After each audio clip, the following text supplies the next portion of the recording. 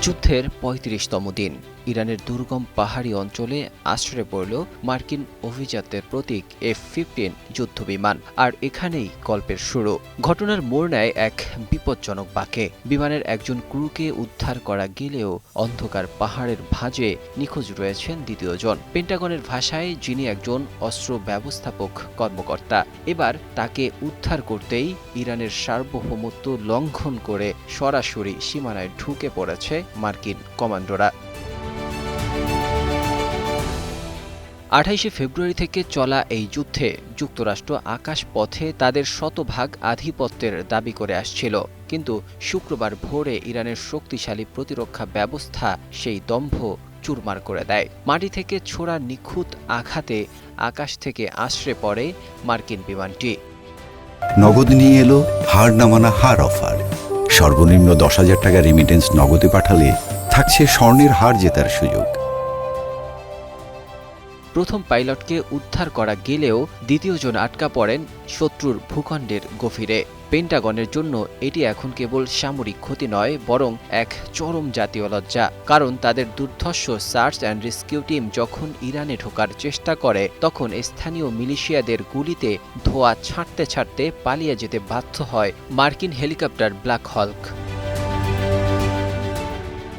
পরিস্থিতি আরও জটিল হয়ে উঠেছে তেহরানের এক ঘোষণায়। নিখোঁজ পাইলটকে জীবিত বা মৃত ধরতে পারলে $৬০,০০০ পুরস্কার ঘোষণা করেছে ইরান। পুরস্কারের আশায় সাধারণ জনগণ ও স্থানীয় মিলিশিয়ারাও এখন পাহাড়ি অঞ্চলের প্রতিটি ভাঁজে লাঠিছোটা ও অস্ত্র নিয়ে চিরুনি তল্লাশি চালাচ্ছে।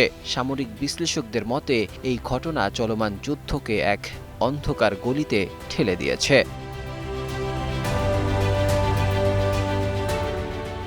এদিকে ইরানের আহ্বানে সাড়া দিয়ে রাইফেল হাতে পাহাড়ে নেমে পড়েছে খুজিস্তানের দুর্ধর্ষ বখতিয়ারি উপজাতিরা। তাদের দাবি, পাইলট যেখানেই থাকুক খুঁজে বের করে ফেলা হবে। এর মধ্যে সবচেয়ে বড় আতঙ্ক এখন পশ্চিমা বিশ্বের কাছে শিকারী নামে পরিচিত চেচেন আর্মি। মুসলিম বিশ্বের কাছে অকুতোভয় এই বীরেরা ঘোষণা দিয়েছে তারা তেহরানের পক্ষে যুদ্ধের ময়দানে নামছে।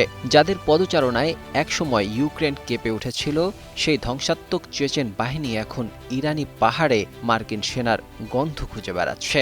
সামরিক বিশ্লেষকদের মতে ইরান এই ঘটনাকে স্রেফ একটি যুদ্ধ হিসেবে দেখছে না। এটি তাদের জন্য ওয়াশিংটনকে নৈতিক মনোবল ভেঙে দেওয়ার এক বিশাল অস্ত্র। যদি এই পাইলটকে জীবন্ত অবস্থায় ক্যামেরার সামনে আনা হয়, তবে তা হবে যুক্তরাষ্ট্রের জন্য ভিয়েতনাম যুদ্ধের পর সবচেয়ে বড় কূটনৈতিক পরাজয়।